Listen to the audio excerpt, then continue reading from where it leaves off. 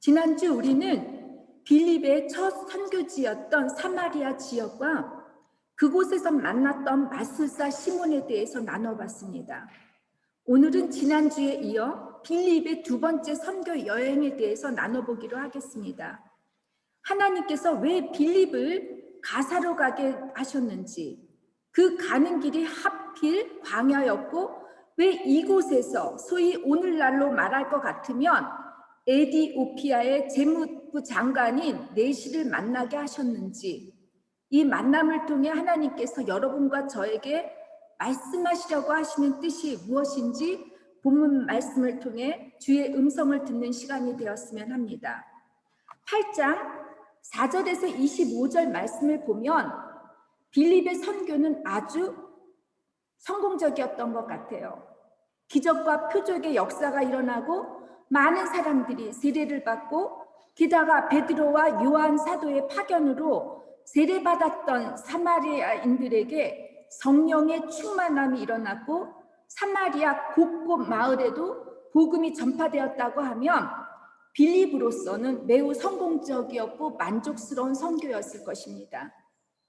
빌립이 얼마나 오랫동안 사마리아에 체류하면서 선교를 하고 있었는지는 모르지만 주의 사자가 빌립에게 나타나 남쪽 가사로 내려가라고, 그런데 그곳이 광야로 가는 길이라고 이렇게 말씀하십니다. 여러분, 왜 성령님께서 그가 지나가야 할 광야의 길이라는 것을 굳이 말씀하셨는지 본문을 읽으면서 제 궁금증이 사라지질 않았습니다. 이에 답을 찾기 위해 사실 지난주 정말 많은 시간들을 고생을 했는데 여러 주석들이나 논문 그리고 다른 목사님들의 설교 텍스트를 찾아봤는데 저처럼 해석하는 분이 한 분도 없더라고요. 왜냐하면 제가 말씀 읽는 중에 26절과 27절에 나오는 일어나라는 헬라어 동사 때문이었습니다. 이 동사를 그냥 지나쳐 버리게 되면 광야의 의미와 함께 전체 내용이 완전히 다르게 해석되기 때문입니다. 보통 여러분, 제가 설교 준비할 때는 본문 말씀을 여러 번 읽어봅니다. 그러면서 저는 다른 분들은 어떤지 모르지만 왜라고 하는 질문을 가져요. 그리고 이 질문에 대한 물음에 대한 답을 찾아보려고 여러 주석이나 해석들 그리고 헬라어 단어들이 갖고 있는 그 의미가 무엇인지 찾아보는데 이번에는 그 답을 찾는 게 정말 쉽지 않았습니다. 하루 온종일 걸렸다고 하면 과장일지 모르는데 그렇게 시간이 걸렸습니다. 열심히 전도한 빌립에게 왜 하필 광야를 지나가라고 하신 이유가 여러분 이상하지 않습니까? 보상은커녕 광야로 지나가라고 이렇게 얘기를 하고 그곳에서 에디오피아의 네시를 만나게 하시는 이유가 무엇일지 여러분 궁금하지 않습니까? 나만 그런가요? 제가 볼 때 하나님께서 빌립을 광야로 지나가게 하신 이유는 빌립이 많이 영육간에 소진되었기 때문이 아닐까 싶습니다. 26절과 27절에 두 번씩이나 언급된 일어나다라는 동사는 단순히 일어나라는 의미가 아닙니다. 일어서다, 깨우다, 오르다라고 하는 아나스타시스, 그러니까 부활하다라는 그 단어, 그 단어의 명사형이 일어남이라고 하는데 이 동사, 그러니까 그 일어나라는 말이 아니스테미다와 관련이 있다는 것입니다. 본문에 기록된 아니스테미다는 자리에서 일어나다라는 뜻도 있지만 죽었던 기능이 소생할 때, 깨어날 때, 회복되어 다시 새롭게 시작할 때 쓰는 단어입니다. 사실 부활이라는 말은 육체의 부활을 믿지 않는 헬라 사람들에게는 존재하지 않는 단어라고 해요. 지난번 제가 설교할 때 헬라 사람들은 인간은 육과 영이 나뉘는 이원론을 믿었다고 했습니다. 헬라인들에게는 육체는 악한 것이기 때문에 다시 육체가 새롭게 살아난다는 것은 도저히 있을 수 있는 일이 아니었습니다. 특별히 사도행전에 안진뱅이가 일어난다는 기적들이 곳곳에 여러 번 기록이 되어 있는데 이때 아니스템이라는 단어가 사용됩니다. 성령께서 빌립에게 아니스템이 일어나라고 한 것은 사도행전 특징상 각별한 의미가 담겨 있다고 저는 생각합니다. 잠들어 있거나 병을 앓고 있는 사람을 불러서 그를 손으로 붙잡아 세울 때, 혹은 어떤 새로운 직책이나 대제사장을 세울 때 아니스템이라는 단어가 사용된다는 것입니다. 빌립은 아마도 사마리아 여행을 하면서 주저앉을 만큼 영적으로 고갈되어 있었던 상태가 아닐까 싶습니다. 예루살렘에서 성령의 충만함을 받고 혼자의 몸으로 사마리아에 가서 복음의 말씀을 전하면서 놀라우리만큼 기적과 표적들을 일으키고 많은 사람들에게 세례를 베풀었습니다. 그런데 사마리아인들에게는 베드로와 요한 사도가 올 때까지 성령을 받지 못했다고 합니다. 종교적 다원주의의 우상을 섬기는 사마리아에서의 선교는 영적 싸움이었을 것이라고 봅니다. 귀신 들린 사람, 병든 사람을 고칠 때마다 그 한 사람 안에 존재하고 있는 악한 영과 싸우는 것이 얼마나 힘든지 모릅니다. 보통 사람들을 위해 종사하는 직업을 가지신 분들은 그래서 슈퍼비지오를, 그러니까 슈퍼바이오라고 그러죠. 들이 있어서 주기적으로 도움을 받곤 합니다. 저도 목회 심리학자로서 사람들을 상담할 때 이런 느낌을 받게 됩니다.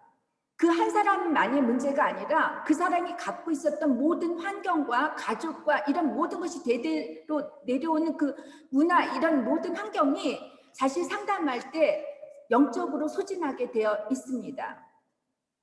빌립은 사마리아 선교 여행으로 영육간의 힘이 다 빠지고 지쳐서 쓰러질 것처럼 소진 상태에 있었을 것이라고 봅니다. 여러분, 아무리 신앙이 좋고 믿음이 좋은 사람도 때론 영적 무기력에, 영적 건조함에 빠질 수 있습니다.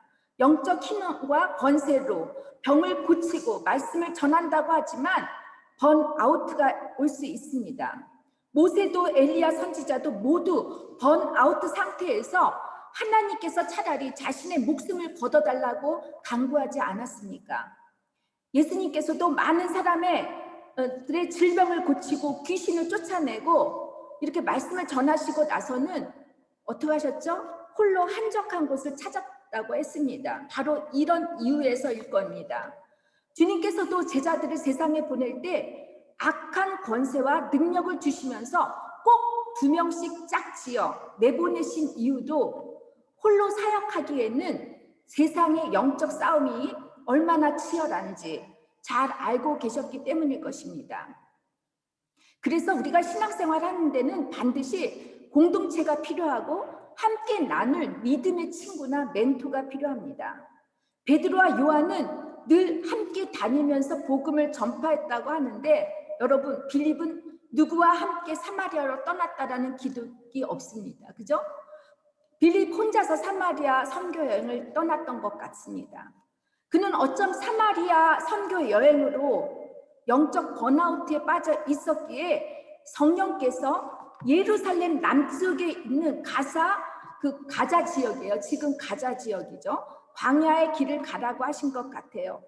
이은미 집사님께서 이제 가자 지역이 어떠한지 그 지도를 여러분들께 잠깐 보여주실 겁니다. 이은미 집사님 부탁드립니다.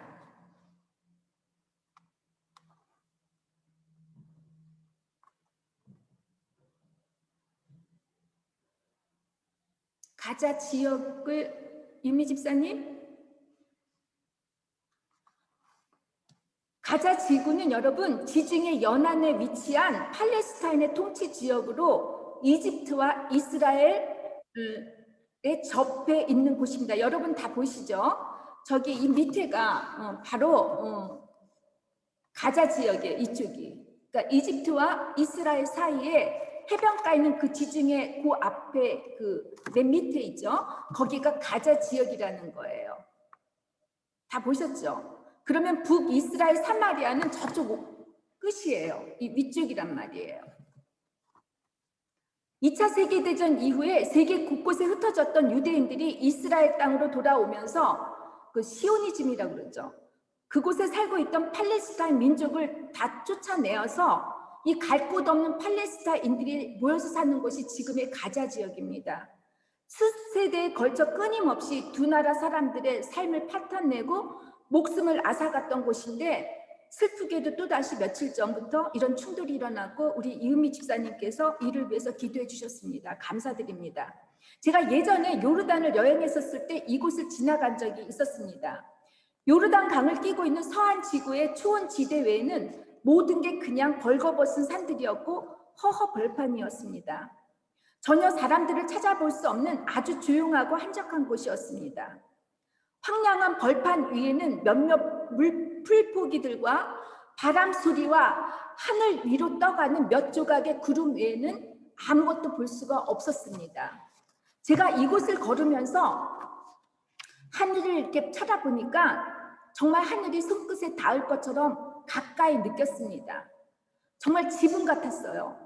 너무 낮게 느껴져서 하늘에 계신 하나님께서 정말 나하고 가깝게 있구나라는 그런 느낌을 받은 적이 있었습니다. 그럼 주님께서는 왜 이렇게 지치고 소진된 빌립을 사마리아에서 예루살렘을 거쳐 서남쪽 가사로 가는 이 길이, 그러니까는 사마리아에서 예루살렘까지 70km, 예루살렘에서 가사로 가는 길이 한 74km니까 모두 한 150km가 넘는 곳이에요. 이 광야를 지나가게 했을까요? 광야는 헬라어로 에레모스입니다. 에레모스인데 신약 성서에 광야에 대한 말씀이 마가복음 6장 30절에서 31절에 등장합니다. 예수님께서 이제 제자들을 세상에 파송을 보냈잖아요. 그리고 나서 이 파송을 보낸 제자들이 12제자들이 예수님께 와서 자신들이 얼마나 열심히 복음을 전하고 병 고치는 사역을 했는지 낱낱이 보고하니까 주님께서는 제자들의 전도 여행에 잘했다 잘못됐다 판단하지 않으시고 제일 먼저 제자들에게 오고 가는 사람이 많아 너희들이 음식 먹을 겨를도 없을 테니 너희는 따로 한 곳에 가서 잠깐 쉬라고 하셨는데 이 한적한 곳이 헬라어로 보니까 에레모스라고 쓰여 있었어요. 광야라는 뜻이에요. 예수님께서는 한마디로 제자들이 쉼을 얻고 재충전하기 위해 그들을 따로따로 광야로 보내셨다는 것입니다. 여러분, 제가 말씀을 준비하면서 늘 제가 그러니까 숨은 그림 찾는 듯한 느낌이 드는데 더 놀라운 것을 제가 발견했어요. 여러분, 엘리야 선지자도 이 길을 걷게 하셨다는 거예요. 그가 정말 충만해가지고 갈멜산 위에 주님의 제단을 쌓고 그곳에 불이 임하게 하고 바알의 선지자 400명과 겨루어서 이겼잖아요. 그리고 힘이 충전해서 바알 선지자 400명과 아세라 선지자 450명, 도합 850명을 칼로 다 죽여버려요. 그리고 그 사람은 어떤 사람이었어요? 사렙다 과부의 아들이 죽어있는 그 아들을 살려줬잖아요. 또 엘리야가 어땠죠? 기도하니까 3년 반의 가뭄이 든 그 가뭄에 비를 내리게 하는 그런 능력이 있었던 사람이었습니다. 그런데 엘리야가 이사벨의 죽일까 무서워서 도망을 갔는데 도망가는 길이 아까 우리 가자 지역 봤잖아요. 북이스라엘에서 이쪽으로 내려오는 거예요. 거기가 어디냐면 부엘세바예요. 부엘세바. 제가 아브라함 말할 때 부엘세바 다 얘기했죠, 그죠? 부엘세바가 뭐죠? 7개의 우물, 맹세의 우물이라고 했어요. 이 곳에서 하나님께서 엘리야가 이제 로뎀 나무가 진짜 나무가 아니에요. 그냥 화초 같은 거예요.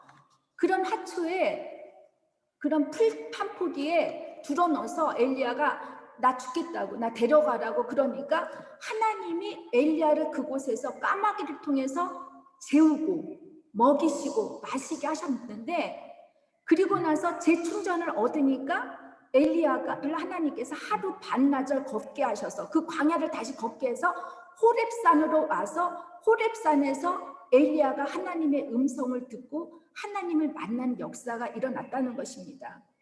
여러분, 이와 같은 맥락에서 볼 때 성령께서 빌립을 광야로 부르신 이유는 발랍이 리트릭, 이게 독일말로 말하니까 륙스기라고 해요.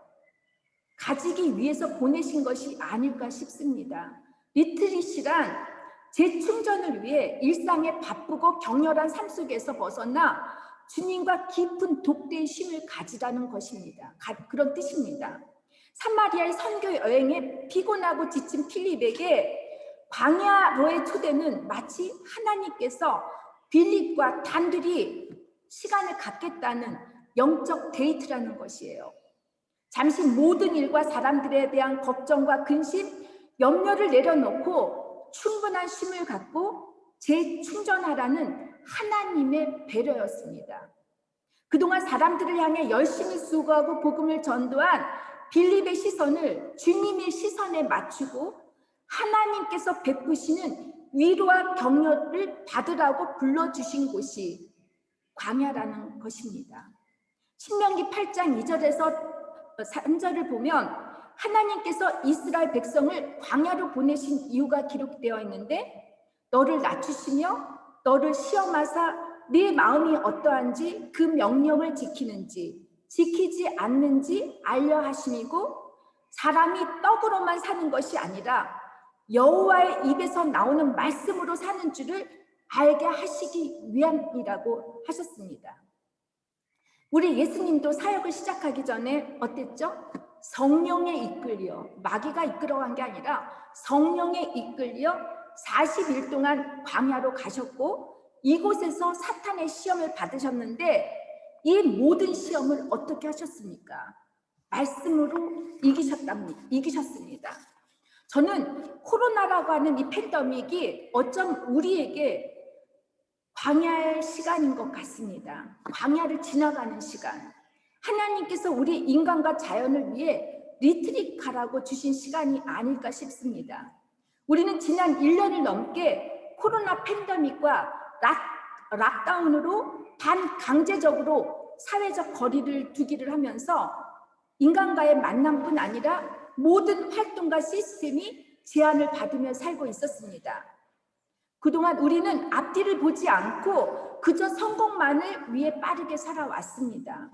유치원부터 학교 그리고 직장에서까지 성적 순인 경쟁 사회에서 1등을 차지하는 게 성공이고 훌륭한 것이라고 그것이 미담이라고 우리는 알고 그렇게 살았습니다. 그러다 보니 어느새 인간관계도 자연도 균형 감각을 잃어버렸고 불균형의 상태가 되어버렸습니다. 온도 변화가 오고 자연의 생태계가 파괴되고 인간의 사랑과 나눔의 원리가 이기심으로 바뀌면서 부익부 빈익빈 양육 강식에 의한 힘의 원리, 돈의 원리가 지배하는 세상이 되어버렸습니다. 코로나 팬데믹은 우리의 욕망과 교만이 낳은 결과일지도 모릅니다. 맞습니다, 여러분. 지금까지 우리는 물질적 빵만을 위해 구하며 살려고 했습니다. 종교도 예외는 아닙니다. 독일 교회도 그렇지만 현재의 한국 교회의 모습을 보면 그동안 우리 신앙인들도 얼마나 물질적 빵을 위해 신앙생활을 했는지 기복신앙을 했는지 여러분 그렇지 않습니까? 하지만 이제는 코로나의 제한적 삶 속에서 우리 모두가 하나님의 임재를 구하는 시간을 가졌으면 합니다. 조용히 이 시간에 자신의 삶의 모습을 뒤돌아보고 주님의 소리에 귀 기울이면서 그동안 알게 모르게 지었던 나의 모든 죄들을 회개하고 성찰하라는 시간을 가지라고 하시는 주님의 음성 초대라고 저는 생각합니다. 내가 참으로 하나님의 은혜와 사랑을 받는 자라는 것을 다시 경험하고 깨닫게 되면 지금의 이 시간이 우리의 영육간을 건강하게 재충전하는 시간이 될 것입니다. 이 광야의 시간을 통해서 무엇보다도 여러분의 사명과 소명이 무엇인지 앞으로 내 삶의 방향을 어디에 두고 살아가야 할지 새롭게 발견하는 시간이 되길 주님의 이름으로 축원합니다. 빌립이 왜 가사로 내려가야 하는지 하나님께서는 아무런 미션도 주지 않았어요. 그 이유도 말씀하지 않으셨어요. 그저 가라고만 하셨습니다. 사마리아에서 예루살렘까지 아까 말씀했죠. 이 150km를 넘는 길이 성인 남자의 도보로 4일에서 5일까지 걸릴 텐데 이에 대해 빌립은 아무런 대꾸도 불평 불만도 하지 않고 순종을 했습니다. 저 같으면 못 가겠다고 난리 쳤을지도 몰라요. 이 긴 길을 홀로 걸으면서 빌립은 어떤 생각을 했었을까요? 빌립은 주님의 이름으로 다른 사람의 영육을 살리면서 하나님의 역사하심을 경험했지만 정작 자신은 육체적으로 피곤하고 지쳐 있었고 영적으로는 무기력했고 많이 외로울 수도 있었을 것입니다.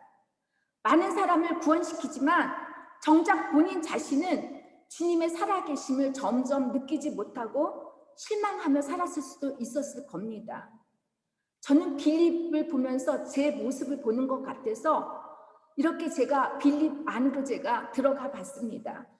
그러나 여러분, 이 긴 길을 빌립이 홀로 걸을 때 그는 하나님만을 바라보고 의지했을 것입니다. 자신의 이성과 사고를 초월해서 인도해 주시는 하나님의 살아계심과 은혜를 경험하고 재충전을 받고 새롭게 회복되었을 것입니다. 여러분, 우리들 가운데 지금 광야를 걷고 계시다고 생각하시는 분이 계십니까?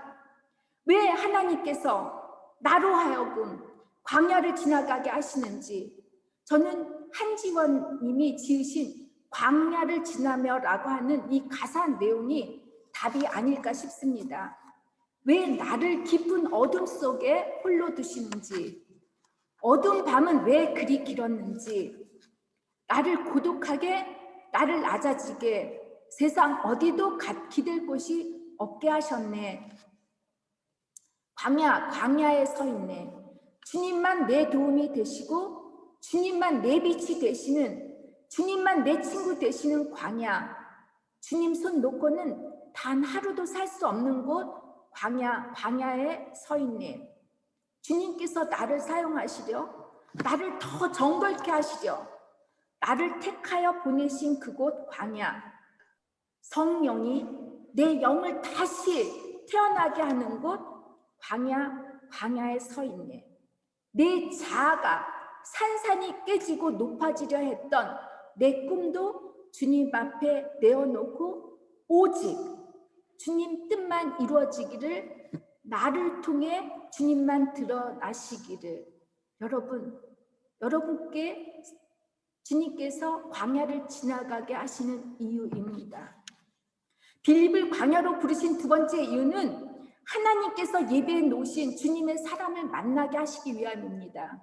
광야에서 빌립이 만나야 할 사람은 에디오피아 여왕 간다게의 국고를 맡고 있는 소위 오늘날 재무부 장관이었습니다. 그런데 그 사람이 넷이었다고 합니다. 신약 성경 당시에 에디오피아는 오늘날의 에디오피아처럼 가난한 나라가 아니었습니다. 오늘의 수단 지역까지 관할할 정도로 영토가 크고 아주 부유한 나라였습니다. 당시에 에디오피아의 왕은 신성한 태양의 아들로 여겼기 때문에 세속적인 정치를 하지 못하게 했습니다. 그래서 누가 정치를 했냐면 그의 어머니가 정치를 했는데 여왕의 호칭은, 그러니까 간다게 여왕이 아니라 여왕을 호칭, 대통령, 자르 이렇게 하듯이 그 호칭이 간다게였습니다. 빌립이 만나야 할 사람이 바로 넷이라고 하는데, 여러분 넷이 다 알죠? 헬라어로는 유누코스라고 하고 독일 말로는 어히니히라고 하는데, 궁중에서 왕을 모시는 관직으로서 거세된 남자입니다. 우리나라도 그렇고 중세 유럽에도 카스트라토, 여성 소리를 내는 사람들이 있잖아요. 그리고 종교적인 또 정치적 이유에 의해서 거세를 당한 사람들이 있었습니다. 보통 왕은 일부 다처제를 허용했기에 수많은 부인들을 두고 있었어요. 혹시 자신들의 여자들과 불륜을 저질릴까 해서 궁중에서 일하는 남자들을 다 거세하게 했습니다. 에디오피아에서도 마찬가지로 여왕 주변에 고위 관직으로 일을 하려면 남자들은 거세를 해야만 했습니다. 여러분 남자들, 내가 재무부 장관 되기 위해서 거세하라고 하시면 하시겠습니까? 우리 정홍주 집사님 웃고 계시는데 거세하시겠습니까? 안 합니다. 안 하죠. 그렇죠. 여러분 거세할 사람 별로 없을 것 같아요. 에디오피아의 내시가 어떻게 내시가 되었는지 모릅니다. 그가 고자로 태어났는지 아니면 스스로 고위 관직에 오르기 위해 거세를 했는지 기록이 없습니다. 27절, 28절에 보니까 그가 예루살렘에 예배하러 왔다 돌아가는 중이라는 것을 봤을 때 그는 이방인으로서 유대교를 믿었던 사람이었던 것 같습니다. 대형 로마 제국이 다스리는 곳곳에 많은 유대인들이 흩어져 살았다고 했습니다. 이때 어떤 유대인들은 에디오피아에서 정착했던 것으로 보입니다. 이 디아스포라 유대인들은 그들이 거주하고 있는 곳에 이국 땅에 무엇을 세웠다고 했습니까? 회당, 지나고개를 세웠다고 했죠. 그래서 회당 중심으로 그들의 종교적 전통을 유지했고 그들의 문화를 유지하며 살았습니다. 아마 이때 에디오피아 내시가 된 이 사람이 유대교로 개종하지 않았을까 제가 추측을 하는데 또 이것이 일반적인 해석입니다. 그가 왜 유대교를 믿게 된 동기에 대해 언급이 없지만 또 제가 또 추측을 해볼 때 그는 세상 사람이 다 부러워할 만한 위치에 오른 사람으로서 에디오피아의 국고를 맡을 정도로 여왕의 신임을 받은 자리에서 권세를 누리며 살 수 있었던 사람입니다. 성공을 위해서 어쩜 남자라고 하는 자신의 정체성을 북의 영화 권세로 바꾼 사람인지 모릅니다. 우리 정 집사님, 이용 집사님 감사하죠. 남편이 성공을 위하지 않는다고요. 그렇죠? 아니면 이 사람이 태어나면서부터 다른 남자들과 달랐을 수도 있습니다. 아마 고자였을 수도 있습니다. 그는 늘 자신의 정체성 때문에 자존감이나 열등감으로 눌리면서 살았을 것입니다. 북이 영화 권세를 이루었지만 그의 내적 빈곤함과 허망함을 채우지 못했던 것은 아니었을까 생각해 봅니다. 보통 사람들처럼 사랑하는 사람과 결혼도 하고 아이도 낳고 오손도손 가족을 이루며 살 수 없었던 그런 외로움, 남들에게 지극히 평범한 것들이 자신에게 평범하지 못한 이질감 등 이 모든 것들이 그를 공허하게 만들었을 것이고 방황하게 했을 것이라고 봅니다. 제가 예전에 동성애자를 상담하다가 실패한 케이스가 있어요.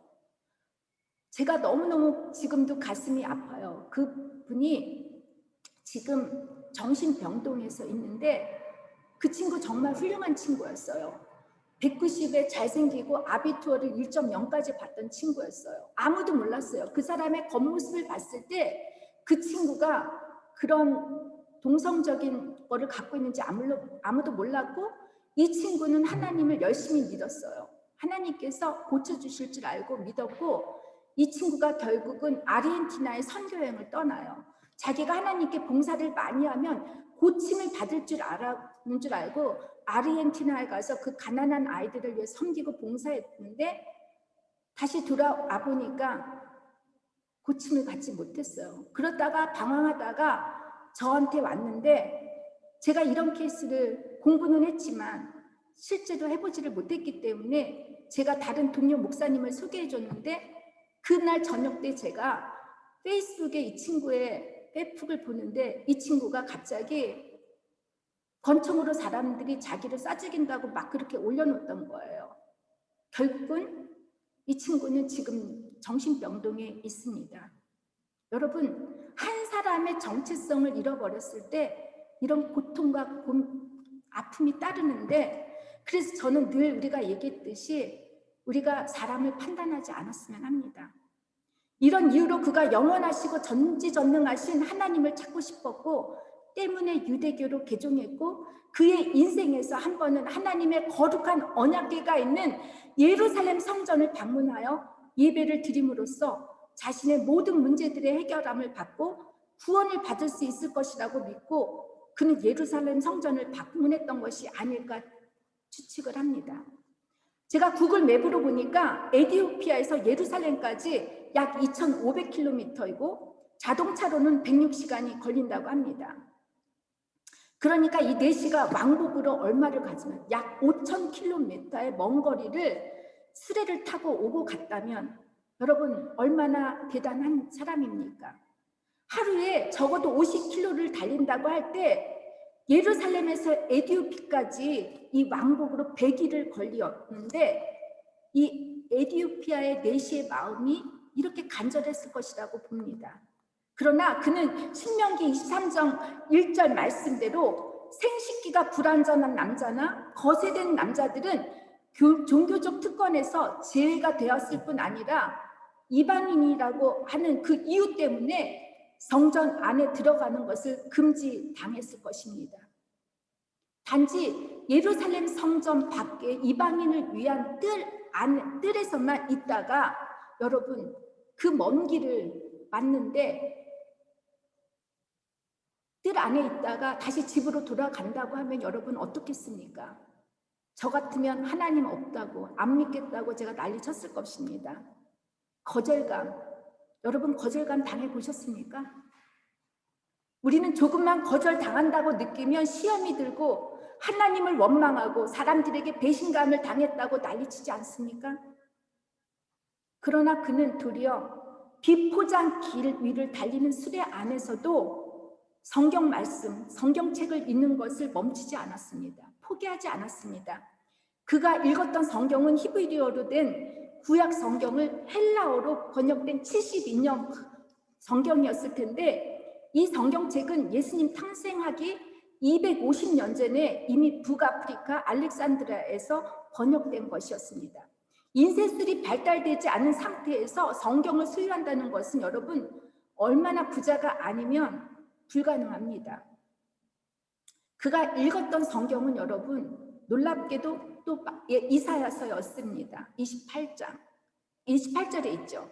아마도 속상한 나머지 편 성경책이 이사야 예언서였을 것입니다. 아니면 하나님께서 그가 편 그 말씀 구절을 읽게 하시는데 위로하시려고 격려하시려고 이사야서 아마 56장 4절에서 5절 말씀일 것 같습니다.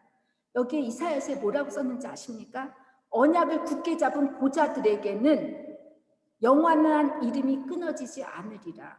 즉 고자도 하나님의 은혜와 구원을 받을 수 있다는 축복의 말씀을 듣고 나니까 그동안 방황했던 인생의 모든 고뇌가 궁금했던 모든 물음들이 일순간에 해결함을 받고 나니 여러분 그가 얼마나 기뻤습니까?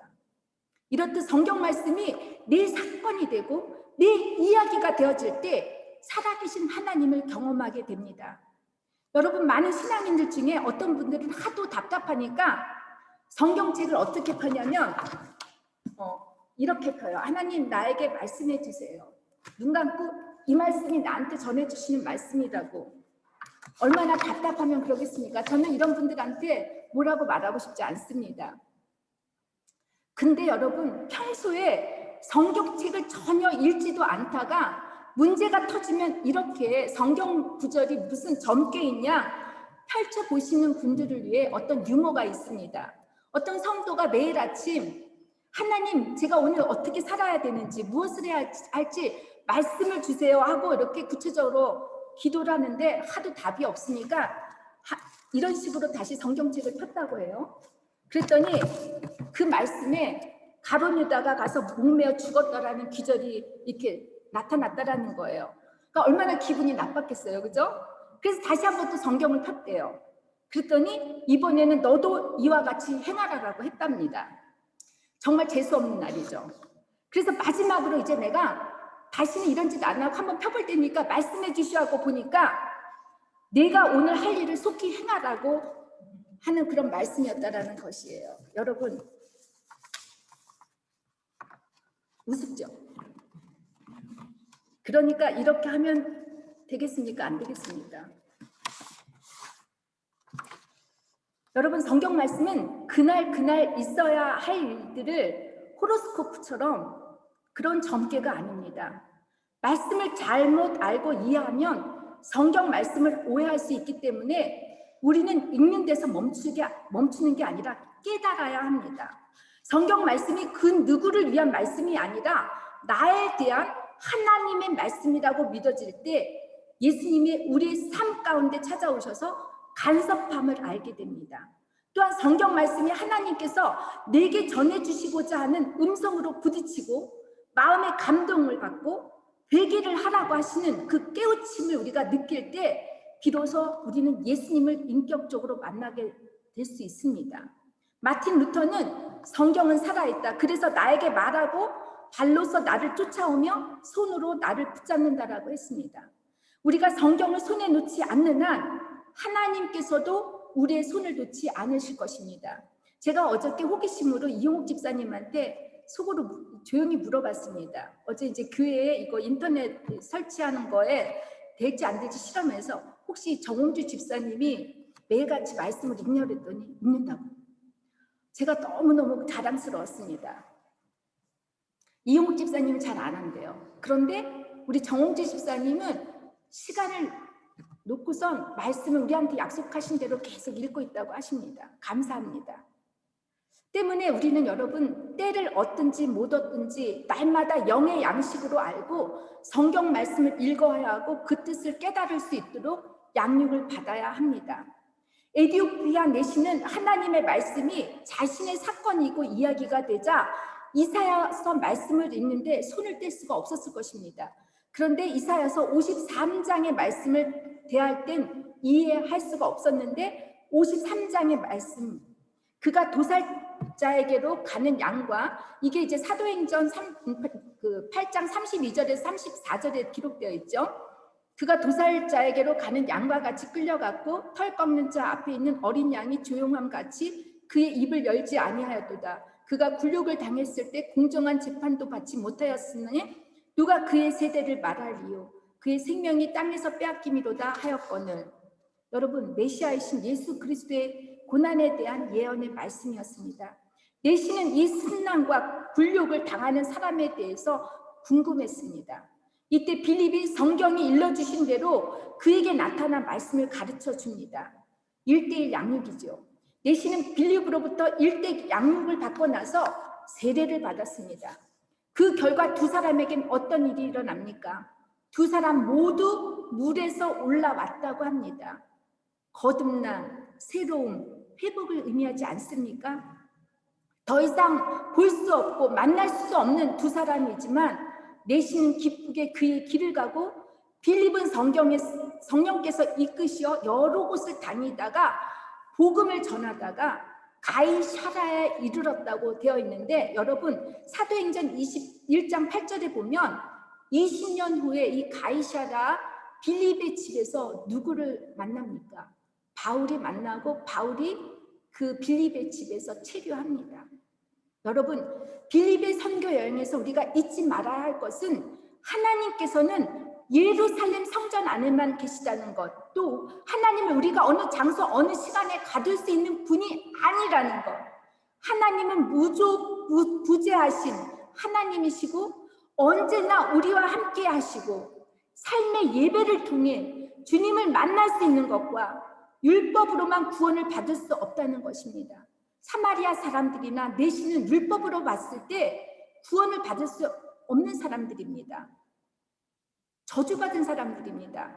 그러나 예수님의 복음은 모든 사람에게 인종과 성과 모든 것을 초월해서 나타나고 열려 있다는 것입니다. 사람들을 판단하고 정죄하고 구분짓는 것이 우리가 할 일이 아니고 모든 사람들을 성령의 충만함과 은혜, 믿음의 충만함으로 지혜로 말씀을 전하고 사랑하고 섬기는 것이 우리의 할 일이고 이것이 선교, 복음이라는 것입니다. 디아스포라 유대인과 같은 우리들입니다. 늘 제가 말씀드리지만 복음은 입으로만 전하는 게 아니라 우리의 생각, 우리의 관점, 그리고 우리의 삶으로 보여주는 것입니다. 생활의 선교입니다. 페트병에 늘 물이 가득 차듯 우리 마음 안에 성령의 충만함으로 가득 채워야 하는데 우리가 세상에 살면서 그게 가능합니까? 때로는 몸도 마음도 영혼도 지치고 죄라는 것이 유혹을 하고, 가족에서 내가 말씀대로 살려고 하면 자식이 속을 새기고 남편이 속을 새기고 아내가 마음을 아프게 하고 죄를 지을 수밖에 없습니다. 그런데 여러분, 이때 똑같이 대하지 마시고 지치고 외롭고 힘들 때 여러분 공동체가 있고 함께 나눌 여러분들의 사람들과 나누면서 하나님의 동행하심, 하나님의 돌보심을 경험하고 광야를 지나가는 여러분들이 되시기를 주님의 이름으로 축원드리고, 리트릭을 다 하셨으면 합니다. 저도 리트릭 하고 있어요. 그래서 많이 충전되고 있고, 그러다 보니까 예배가 새로워지고 있습니다. 여러분, 이 시간, 광야를 지나가는 이 시간, 여러분의 리트릭으로 재충전, 새롭게 회복되기를 주님의 이름으로 축원합니다. 다 같이 기도하시겠습니다. 주님, 감사합니다. 우리가 광야를 지나는 것이 하나님께 벌을 받는 것 같고, 하나님이 나를 떠나지 않았나 하는 섭섭함이 있었지만, 그러나 그것이 아니라 우리가 그동안 잘 살았다고, 너희들 나를 위해 충성했다고 주시는 하나님의 만남의 시간인 줄 알고 감사하게 이 시간을 받아주게 해주시옵소서. 우리가 신앙적으로 흔들리지 않도록, 세상의 어떤 유혹과 어떤 시험이 우리를 닥친다 할지라도 하나님이 우리에 앞서서 준비해 주시고, 우리가 만나야 할 사람들을 예비해 주셔서 이 세상을 잘 나갈 수 있게 해주시고, 하나님의 복음을 선포할 수 있는 주님의 제자들이 다 되게 하여 주시옵소서. 예수님의 이름으로 기도드립니다. 아멘. 우리를 주께서 광야로 내보내 주시고 리트릭할 수 있게 해주시는 주님의 놀라우신 사랑하심과 늘 머리끝부터 발끝까지 상치 않게 필요한 것으로 채워주시는 하나님 아버지의 전지전능하심과 광야를 지나가며 우리가 떨어지지 않도록 늘 세워주시고 일으켜 세워주시는 성령의 감동과 감화하심이, 또한 교제하심이 주님의 자녀로 살아가는 우리들 모두에게 영원히 함께 하시기를 간절히 축원하옵나이다. 아멘.